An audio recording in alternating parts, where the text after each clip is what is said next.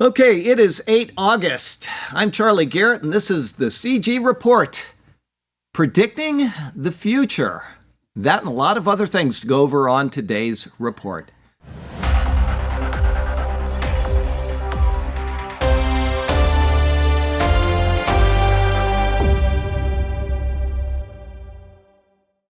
Okay, let's see here. I've got a title to an article that I would recommend you read. It's long. There's not enough information or enough time to get that information out. So it's from the Federalist, and it's called "If You Don't Suspect Deep State Provocation at the January 6th Riot, Start Paying Attention."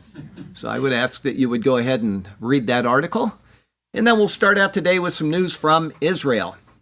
Actually, before we get into Israel news, a lot of people didn't know this because they're either not subscribed to the CG channel or for whatever other reason. But I did do a midweek report, something that I don't usually do.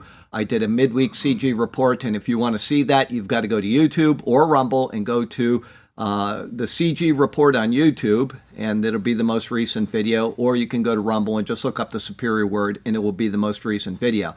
And it's something that I thought was important, and I hope that you will take the time to watch that. It's shorter than a normal update, and so just be advised that that is out there, and I may do that again. I don't know if I'll do midweek reports in the future or not, but I had a couple hours free from one of my part-time jobs. It was raining and I could not do my regular Wednesday work, and I thought, what am I going to do for 2 hours? And so I went and did that. So there you go. Okay, some news from Israel, from the Times of Israel. Google announces plan for undersea cable connecting Israel and southern Europe.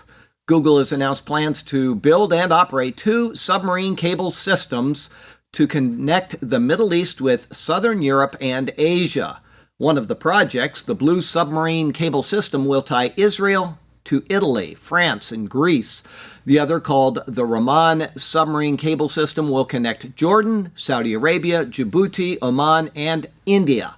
The cables will each carry 16 fiber optic pairs that will increase network capacity and decrease latency. Portions of the cables will connect on land in Israel with the help of the Bezek internet provider. And if I read that properly, they will have better service in Israel. Surprisingly, for a country that does all kinds of technological stuff and is so advanced, their internet is not that great there. From Arutz Shiva, new bill proposes facial recognition cameras in public spaces. So Israel is going the way of so many other countries. Police are promoting a bill that would allow them to use facial recognition in public spaces across Israel without a warrant. Well, police already make use of license plate recognition technology to improve enforcement and maintain public peace and security. The bill says that it would regulate the usage of recognition technologies used by police. The goal of installing the new technologies is the prevention or thwarting of offenses that could endanger the well-being and security of a person, the well-being of the public or state security, investigation of crime patterns in crime-type offenses, as well as detection of crime-type offenses and their perpetrators, prevention of serious harm to the safety of a person or property in a situation where there is a real fear of such harm, locating a missing person or one for whom there is concern for his well-being, enforcement of entry prohibitions, and distancing orders from public spaces. So it all sounds very good, but in the end, that'll be just the start of this, as it is everywhere. The systems will be set up in such a way so as to not harm, in so much as is required, a person's privacy.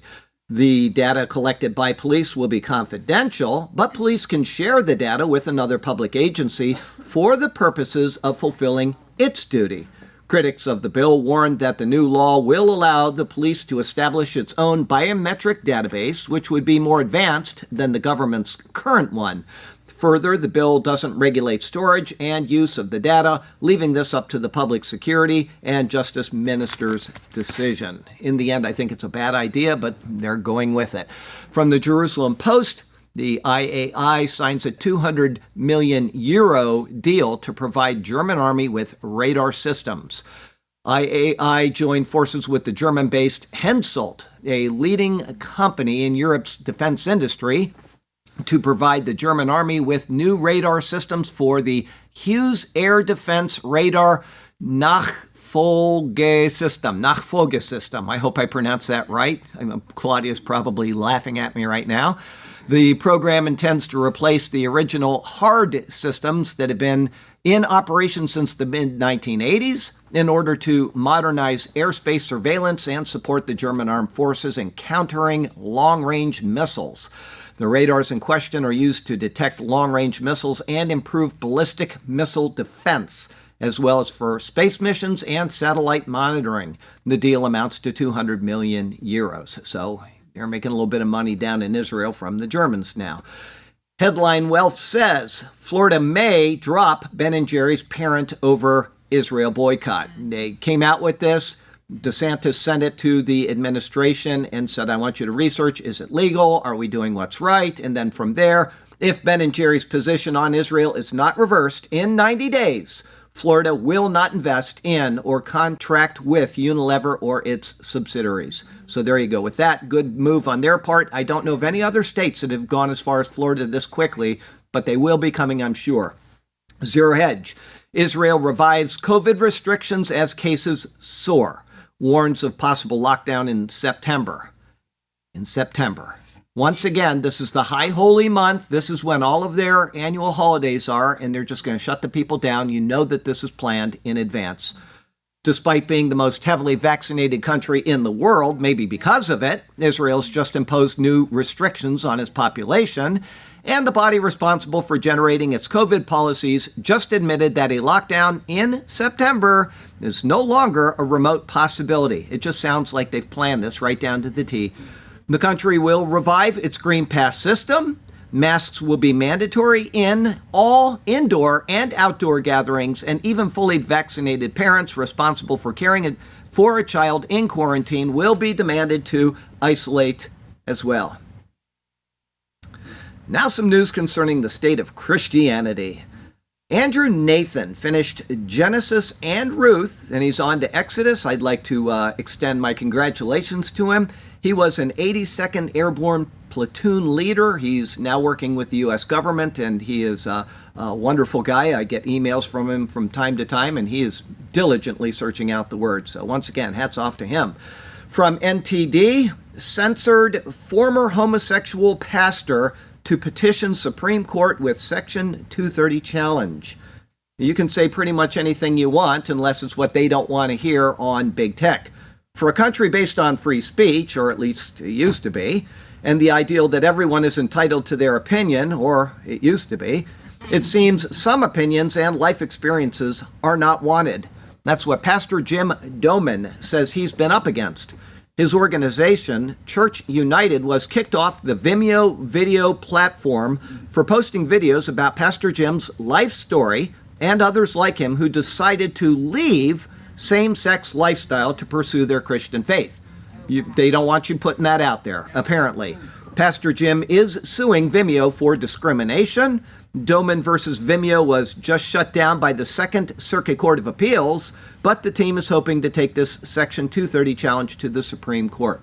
I mean, the things that you can see on YouTube and other platforms are repulsive at times, but you can't talk about somebody having a conversion in his life and coming to Christ away from something that he deemed was inappropriate. From the Christian Post, Ohio megachurch apologizes after speaker criticizes cross-sex hormones, puberty blockers. Demonstrators gathered for a protest at the Crossroads Church campus in Oakley neighborhood of Cincinnati following a speech made by David Mahan, Director of Policy with Center for Christian Virtue, Ohio's largest Christian public policy organization. Mahan was invited as part of a series of guest speakers and spoke to the audience about gender identity and gender transitioning. During his speech, Mahan touched on the effects of puberty blockers on trans-identified children and families. Mahan argued that trans individuals should be viewed similar to anorexic individuals who are suicidal because they think they're fat. The church's auditorium reportedly filled with applause. Mahan concluded the talk by citing data from a study attributed to the Karolinska Institute in Sweden. So he cited data. Mahan reportedly called it the best science that we have on this topic to date. In response to the backlash, these people came and protested the church. Crossroads Church released a statement offering an apology. You never apologize for your faith. This is the start of their downfall, in my opinion. Regardless of this is their statement, regardless, or part of their statement, regardless of a person's sexual or gender identity, we love them and welcome them, as does God. What was shared this weekend was never meant to hurt anyone, and we deeply regret that it did. Our main goal has and will always be to bring people to Christ. Can't bring people to Christ if you're telling them a lie about their state before a holy God. We're sinners in need of a Savior. That's what it is. You never apologize for your theology, and somebody will always be offended in this life over your stand. It doesn't matter if you're on one side of this aisle or the other. Somebody's going to be offended by it. You do not apologize for what you believe. You do not do that. Christian Times, Church of England leaders increasingly embracing ultra-progressive values. No surprise there. Church of England leaders are increasingly taking on the mantras of the radical left about systematic racism or alarmist calls for a climate emergency. I can't think of a more integrated nation on the planet than the UK. You go there and they've got people from every country that they colonized. They're all there living happily together, and all of a sudden, this. Oh, let's see here. The report titled Rotting from the Head, Radical Progressive Activism and the COE says the political trend among the clergy has impacted the spirit and ideals of the church's mission. The three researchers behind the report found that some measurement could be made of clergy-adopted progressive values within each diocese. They found that 70% of the COE's 42 dioceses have appointed clergy who promote climate activist warnings. Over half of all declarations from the clergy promoting climate activist warnings occurred within 12 months after the COE hierarchy urged support for climate protests in 2019. 87% of claims by clergy of systematic or institutional racism occurred within the first 6 months of the UK racial justice campaigns in May 2020 following the BLM protests in the United States. Civitas trustee Tom Harris argues in his foreword to the report that this complete departure from the church's central purpose risks making it unrecognizable to the grassroots members who support it. The trend towards progressive activism in the COE leadership marks a separation of the head from the body that is becoming alarmingly recognizable in so many of our national institutions. What a sad state of affairs in Christianity today. And this is worldwide. Some news from the Mideast and Africa today, from the Times of Israel.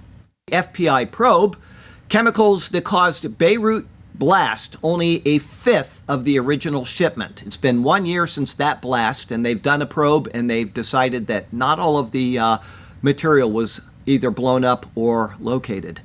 The probe added to suspicions that most of the stockpile of the chemical used to make either fertilizer or bombs went missing or was diverted before the August 2020 blast that rocked Beirut and killed more than 200 people. The FBI probe found that while 2,754 tons of ammonia nitrate had arrived in Lebanon 7 years before the blast, only 552 tons went up in the flames on the day of the explosion. The probe did not provide an explanation for the discrepancy or explain where the rest of the ammonium nitrate may have gone. The news agency reached out to a senior Lebanese official for comment, and he agreed with the FBI's findings regarding the quantity of chemicals that exploded. Many officials in Beirut say privately that much of the shipment was stolen, adding that another theory heard is that not all of the cargo detonated. I can't imagine that. You got a detonation that big and that stuff sitting there? I think it's somebody's got it and somebody's building bombs. From the Jerusalem Post, deal signed to expand Russian presence in Suez Canal economic zone. Doesn't sound like a great idea for the rest of the world, but here we go. An agreement was signed by Zaki and Russian Deputy Minister of Industry and Trade Vasily Osmakov in Moscow after 2 days of negotiations. Under the deal, the Russian zone will be extended to East Port Said and Ain Sokhna over an area of 5 million square meters. The first phase of the project will include an extension of 1 million square meters in East Port Said and 500,000 square meters in Ain Sokhna. The SC Zone Chief said that work is scheduled to begin in the Russian zone by the end of 2021. The expansion of the Russian zone will allow the entry of more Russian companies, adding that the SC zone is a window to Africa and the wider world due to its strategic location. We'll see how that pans out, but Russia is getting its fingers in a lot of pies in that general part of the world right now. From Newsmax, classified Iran plans for cyber attacks against West revealed. Classified documents apparently revealing numerous secret Iranian plans to launch cyber attacks against Western nations have been obtained by Sky News. The various plots to hack infrastructure in the U.S., Great Britain, France, and other countries included attacks that could sink a cargo ship or blow up a fuel pump at a petrol station, as well as a computer-based system that controls lights, heating, and ventilations in smart buildings worldwide. The source said he believed the documents are evidence of attempts by a secret offensive unit that is part of Iran's elite IRGC cyber command to collect intel on civilian infrastructure that could be used to identify targets for future cyber attacks. They are creating a target bank to be used whenever they see fit. Sky News interviewed UK Defense Secretary Ben Wallace, who says the allegations were serious if they were authentic. Unless we do something about it, our critical national infrastructure, our way of life, could be threatened quite easily. General Patrick Sanders, the top military officer overseeing British cyber operations, added that Iran is among the most advanced cyber actors. We take their capabilities seriously. We don't overstate it. They are a serious actor and they have behaved really irresponsibly in the past. And the person in the administration right now is still dealing with these people. They are claiming that the talks are breaking down and etc. I doubt that's true. I think they're just putting it in there to make it look like it can't be saved, and then the hero will come in and save the day. But we'll see where it goes. From U.S. News, this is from August 1st. Iran denies involvement in oil tanker attack off Oman coast as Israel, U.S. consider options. 2 days later, Jerusalem Post. Iran TV report says attack on Israel ship was revenge for Syria raid. So they lied the first time, which isn't surprising, and they got caught, and so now they're admitting it. Iranian TV reported that the attack was a response to Israeli attack in Syria, indicating Iranian involvement. They did do this. All right, as we span the globe, we try to never miss something interesting from Mongolia. From Big News Network, 2.4 million heads of livestock killed in Mongolia in H1, which means the first half of the year, due to severe weather. Extreme wintry weather known as dzud, heavy snow and dust storms, and drought are the main causes of the animal deaths. Around 70% of the livestock deaths occurred in 4 provinces, which had suffered mostly from heavy snow and dust storms in the spring of this year.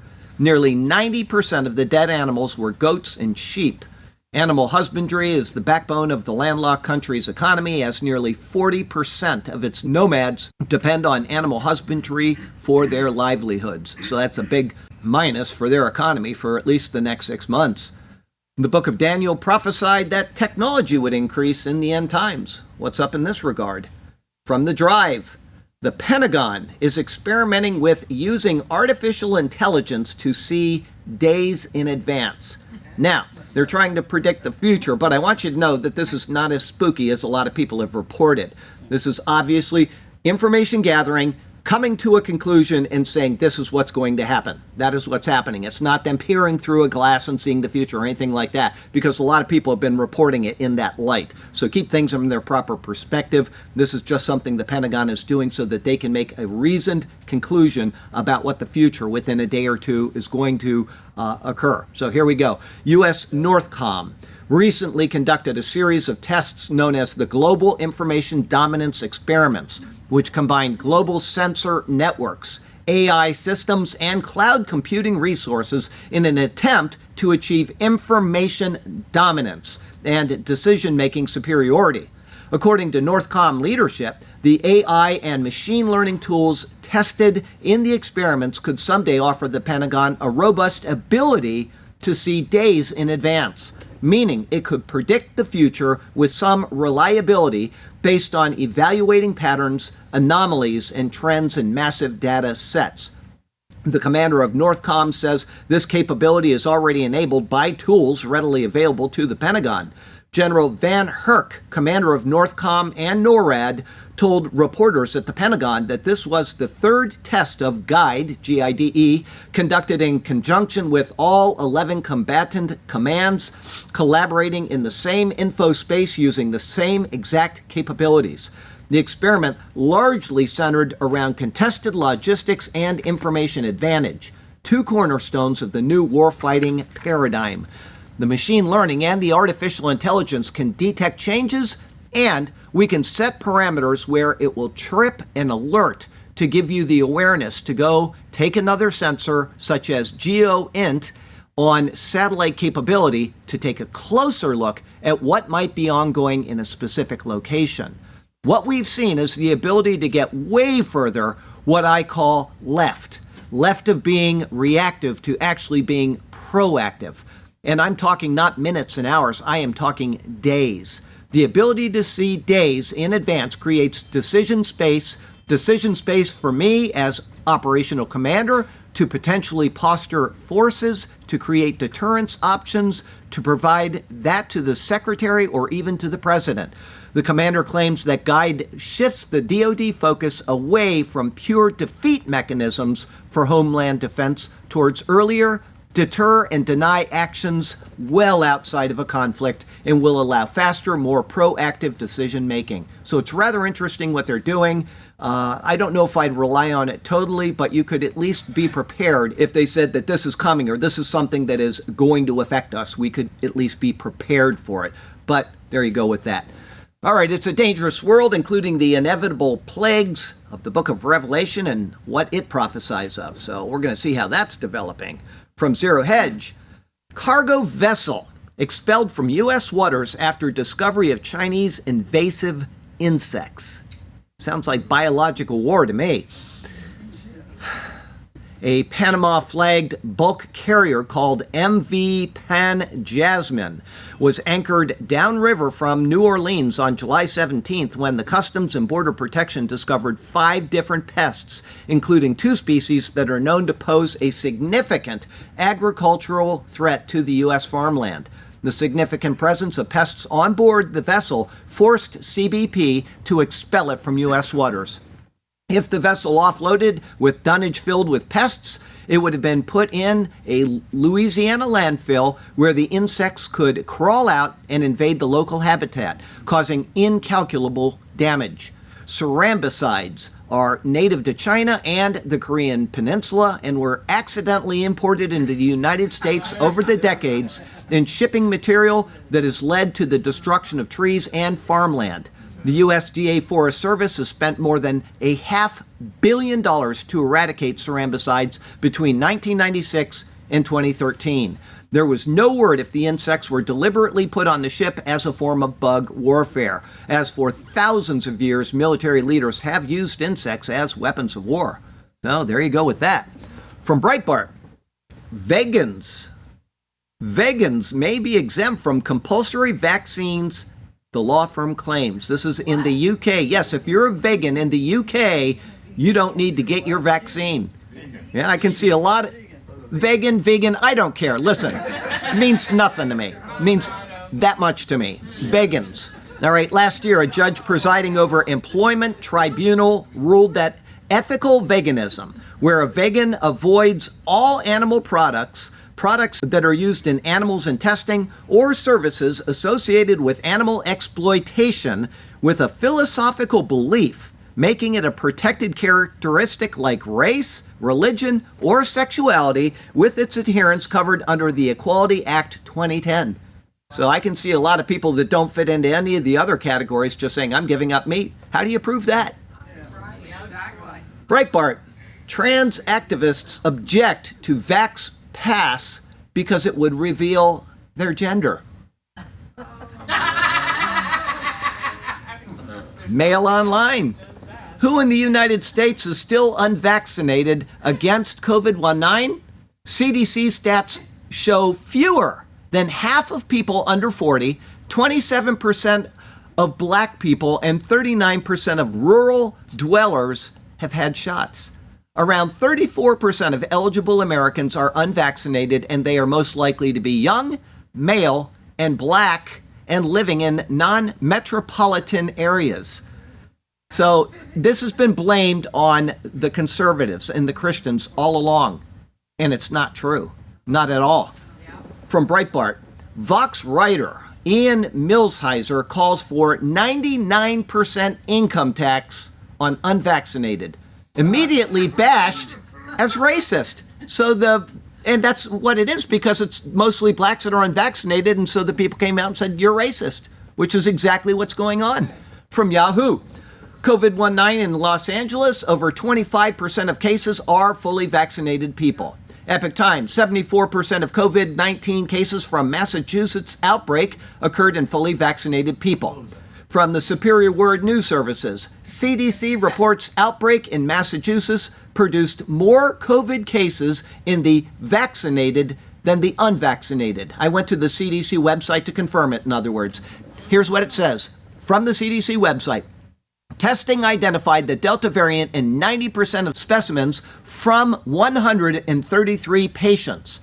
Cycle threshold values were similar among specimens from patients who were fully vaccinated and those who were not. This is right from the CDC website. And 127 vaccinated persons with breakthrough cases were similar to those from 84 persons who were unvaccinated, not fully vaccinated, or whose vaccination status was unknown.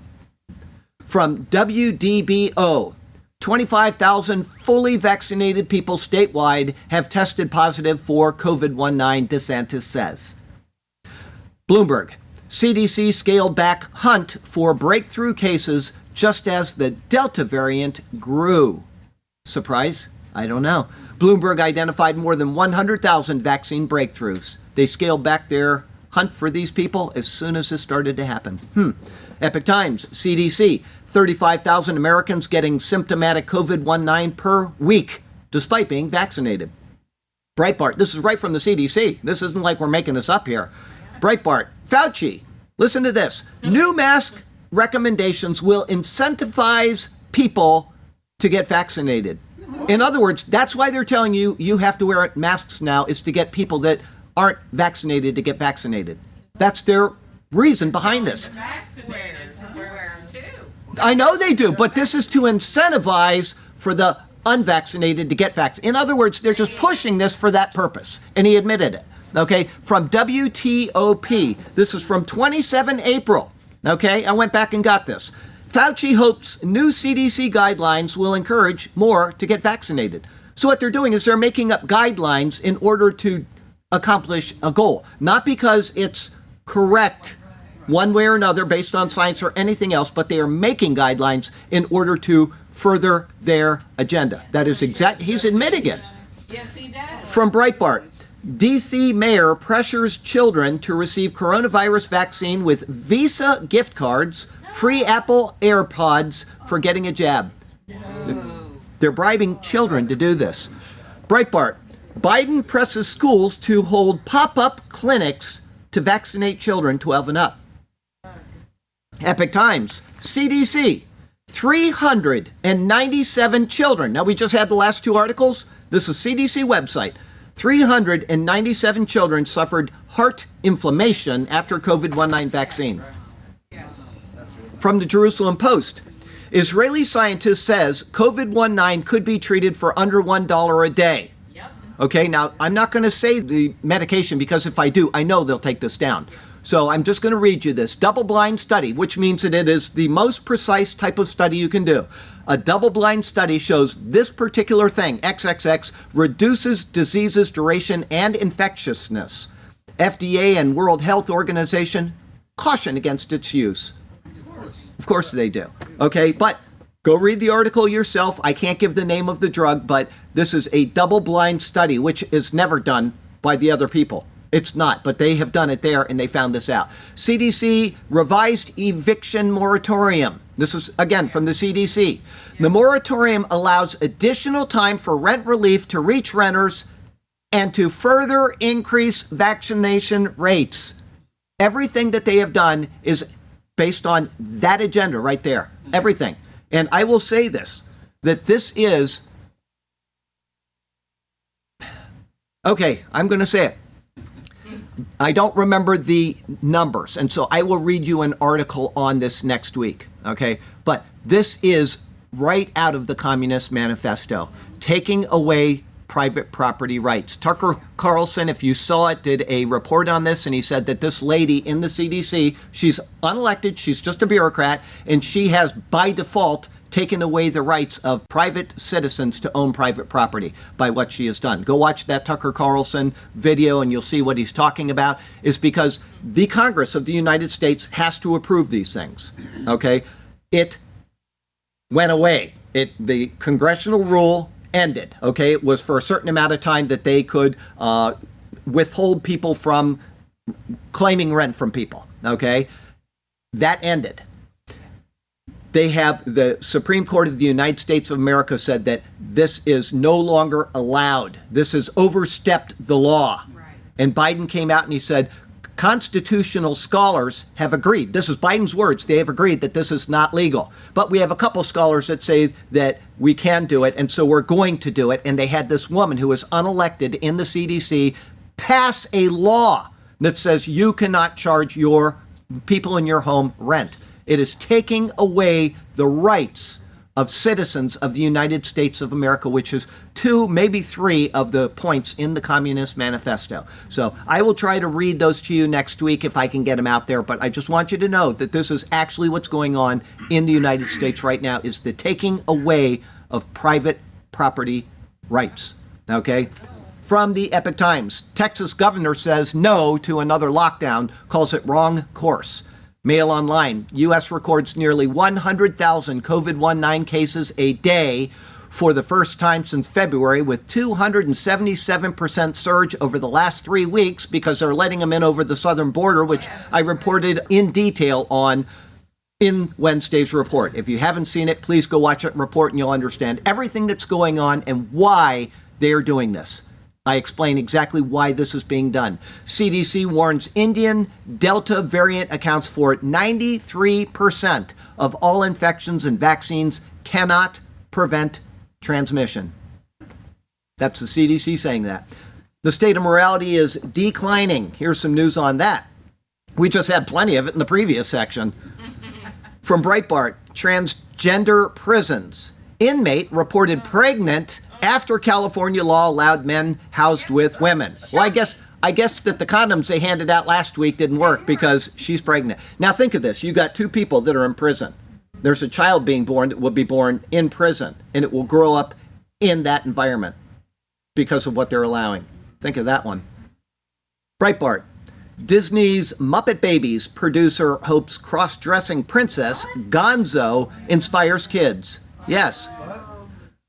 Disney. Breitbart.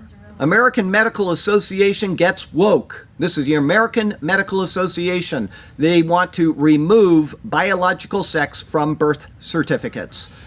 The left-wing American Medical Association Board of Trustees kept busy over the summer crafting a resolution in favor of removing the terms male and female from birth certificates, claiming evidence of an individual being born is the only information necessary.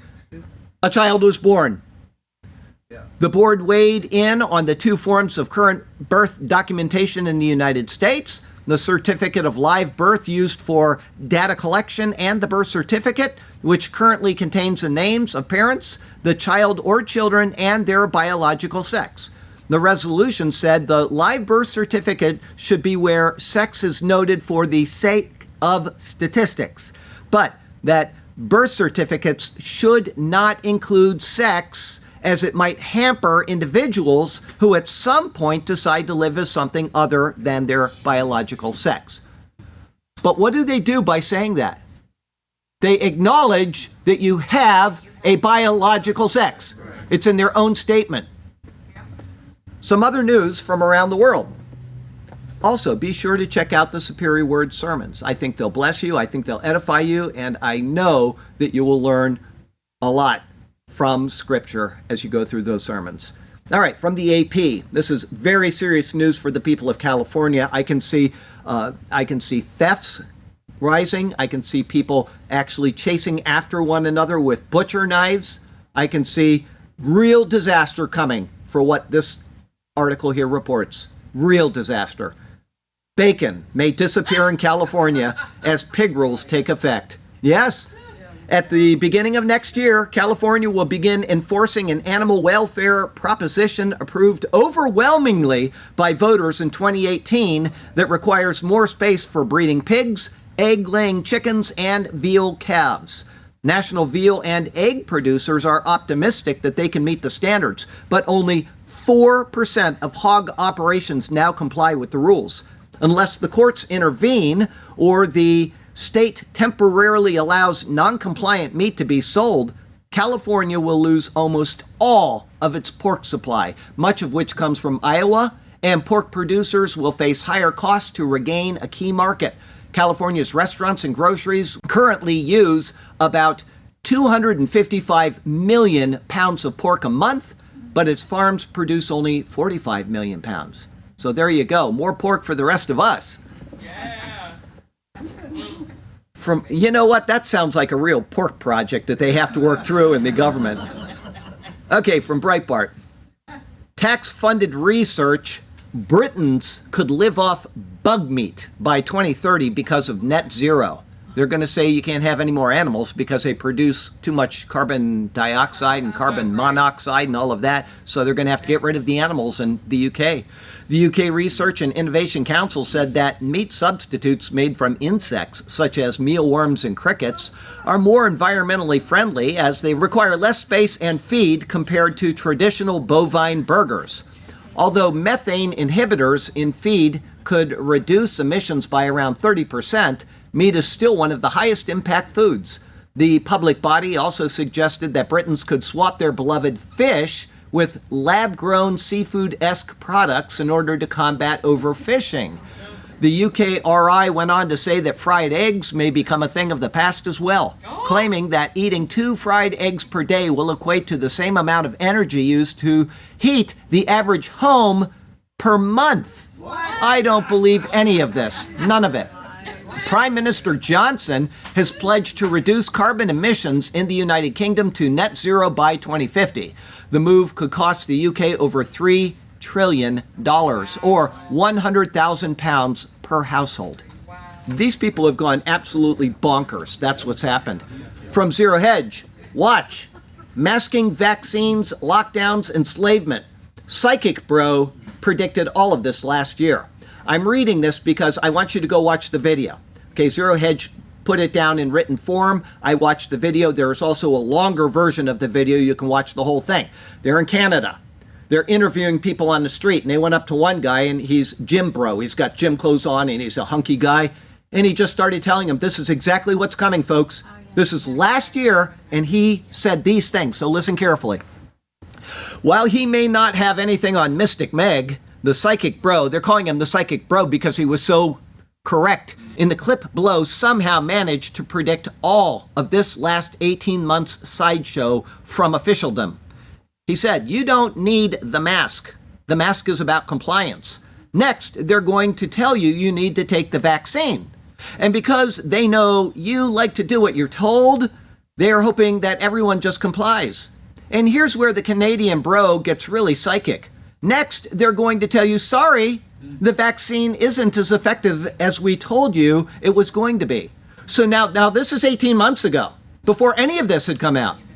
So now you still have to wear your mask. The forecasts continue, and time after time, he nails it. What happened?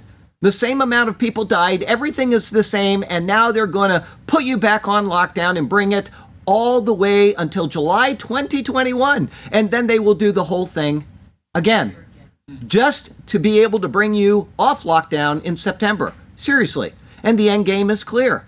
If you idiots haven't worked it out, it's perpetual cycle that you never get out of. He's speaking to the people of Canada, and it's way to take your rights, your freedoms, close your business, take your wealth. Why? So you become dependent on government. Why? If you're independent, the government works for you like it's supposed to.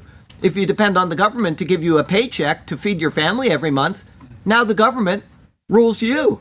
So instead of middle class, we have the government upper class and the lower class dependents that rely on the government to survive.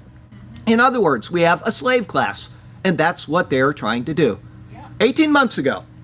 18 months ago, and if you would listen to him then, you would have said, none of that's going to happen. We'll be through this in 3 months and it'll be behind us. And we're exactly what he said is coming. Just go watch the whole long version of it. Mail Online.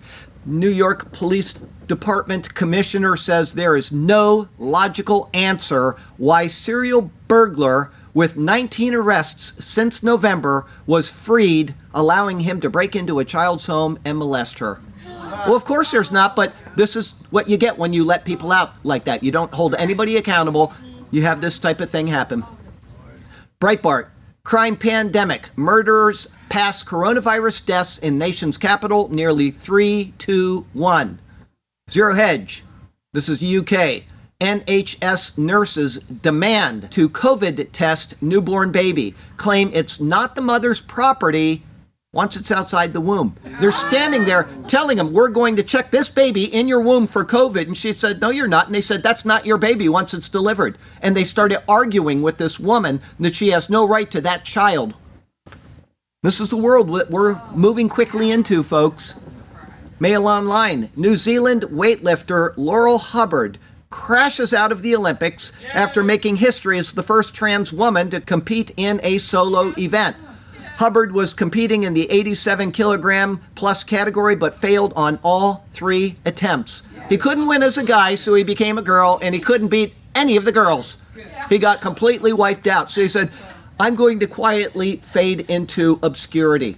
Good. Good. Epic Times. U.S. women's soccer team loses to Canada, gold and silver out of reach. A little less kneeling, a little more practicing, things would work out for him. Mail Online. Gwen Berry, who turned her back on the U.S. flag in trials, fails to win a medal in the hammer throw. Epic Times. I love representing the United States. Gold medal winner Tamara Mensah Stock goes viral after professing love for her country. And guess what color she is? Black. She's a black woman. And Jesus. And Jesus, she's a Christian? Yes. She's a Christian. I did not know that, but no wonder. There you go. I'm sure the left will never have her invited to any of their little TV shows. Oh, so sad. Okay, who said it? He is no fool who loses what he cannot keep Jim Elliott. to gain what he cannot lose. Correct, Jim Elliott. He is no fool who loses what he cannot keep to gain what he cannot lose. Yes.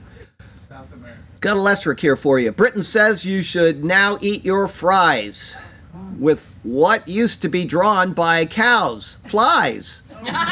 We should all say, good grief, where's the cow? Where's the beef? Eating insects for meals, we despise. Okay, we got a bit of irony here for you today, and then we'll be done. I only have one for you. It's a little long. I'm going to read it to you. I'm sorry that it's sad news, but it is ironic, okay? This is from COM. Actor Mike Mitchell dies of heart attack 7 days after Pfizer COVID vaccine booster, okay? Actor Mike Mitchell, a former Mr. Universe, who went on to appear in films such as Braveheart and Gladiator, died Friday, July 23rd, of a heart attack at the age of 65, just 1 week out from his third COVID vaccine dose. He had 2 Sinovac and 1 Pfizer, and I went on his Facebook thread from his 16 July Facebook post. Well, that's my 3rd jab today. Proud to be a part of this experiment to save lives.